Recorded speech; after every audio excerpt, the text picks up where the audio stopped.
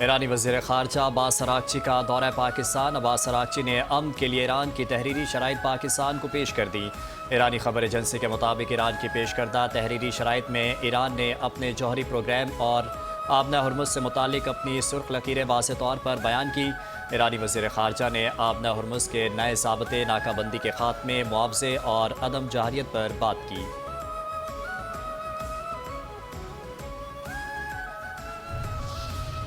ایرانی وزیر خارجہ عباس اراغچی کی فیلڈ مارشل سید عاصم منیر سے 24 گھنٹوں میں دوسری اہم ملاقات۔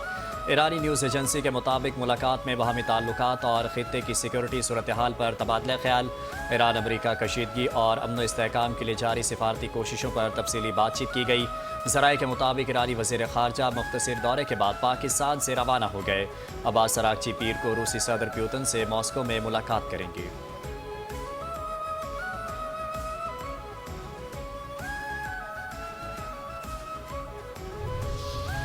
میں پاکستان کا بہت احترام کرتا ہوں۔ پاکستان کے وزیر اعظم اور فیلڈ مارشل عظیم شخصیات ہیں۔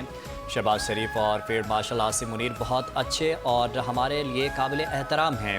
امریکی صدر ٹرمپ کی ایک بار پھر پاکستان اور پاکستانی قیادت کی تعریف۔ پاک بھارت جنگ کا ایک بار پھر تذکرہ کرتے ہوئے کہا، میں نے 8 جنگیں روکی جن میں پاکستان اور بھارت کی جنگ بھی شامل ہے۔ پاکستان اور بھارت کی جنگ جوہری جنگ کی طرف جا رہی تھی۔ جنگ کے دوران 11 جہاز گرائے گئے۔ پاکستان کے وزیر اعظم نے کہا کہ میں نے لاکھوں لوگوں کی جانیں بچائیں۔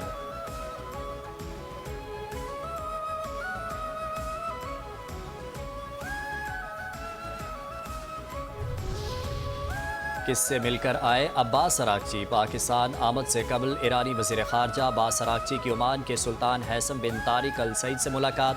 عباس اراغچی اور ہیثم بن طارق ال سعید کے درمیان خطے کی صورتحال پر تبادلہ خیال۔ عمان کے سلطان کا خطے میں تنازعات کو ختم کرنے کے لیے مذاکرات پر زور۔ ایرانی وزیر خارجہ عباس اراغچی کا قطری وزیر اعظم سے ٹیلی فونک رابطہ۔ سعودی عرب، ترکیہ، مصر اور فرانس کے وزراء خارجہ سے الگ الگ ٹیلی فونک گفتگو۔ دوران گفتگو جنگ بندی سے متعلق پیش رفت، خطے میں کشیدگی کم کرنے کی سفارتی کوششوں پر گفتگو کی گئی۔ چاروں ممالک کی قیادت نے ایران پر جنگ بندی کے تسلسل کو برقرار رکھنے، مذاکراتی راستے پر قائم رہتے ہوئے مشاورت بڑھانے پر زور دیا۔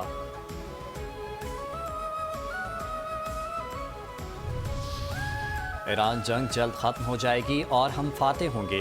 صدر ٹرمپ کا امریکہ ایران جنگ سے متعلق بڑا بیان۔ کہا، ایران بات کرنا چاہتا ہے تو وہ ہمیں فون کر سکتا ہے، ہم یہ کام فون کے ذریعے کریں گے۔ ایران میں جن لوگوں سے ہم نمٹ رہے ہیں ان میں کچھ مناسب ہیں اور کچھ نہیں۔ امید ہے کہ ایران دانش مندی کا مظاہرہ کرے گا۔ ایران کا افزودہ یورینیم کا معاملہ مذاکرات کا حصہ ہے، ہم اسے حاصل کریں گے۔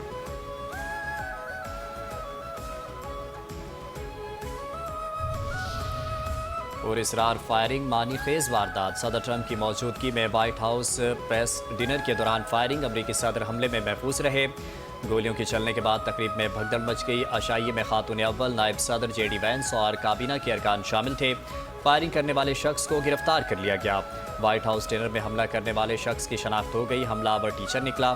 حملہ آور کول تھامسن ایلن لاس اینجلس کا رہائشی ہے۔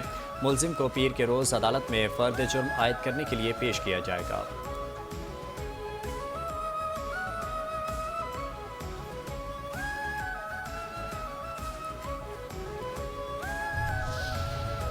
ٹرمپ ری ایکشن۔ گزشتہ رات کا واقعہ اس بات کا ثبوت ہے کہ ایک محفوظ بال روم کی تعمیر کتنی ضروری ہے۔ وائٹ ہاؤس میں محفوظ بال روم کی تعمیر ہوتی تو فائرنگ کا واقعہ پیش نہیں آتا۔ امریکی صدر ٹرمپ کا وائٹ ہاؤس میں سرکاری ڈنر کے موقع پر فائرنگ کے واقعے پر رد عمل۔ کہا، سیکرٹ سروس گزشتہ 150 سال سے وائٹ ہاؤس میں ایک محفوظ ہال کی تعمیر کا مطالبہ کر رہی ہے۔ یہ منصوبہ دنیا کی سب سے محفوظ عمارت کے اندر مزید سیکیورٹی مضبوط بنانے کے لیے ضروری ہے۔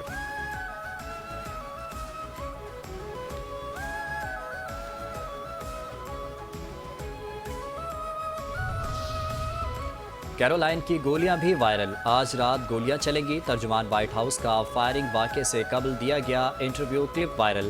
وائٹ ہاؤس کی پریس سیکرٹری کیرولائن ڈیوڈ نے انٹرویو میں کہا، آج رات گولیاں چلیں گی۔ صدر ٹرمپ آج مقابلے کے لیے تیار ہیں۔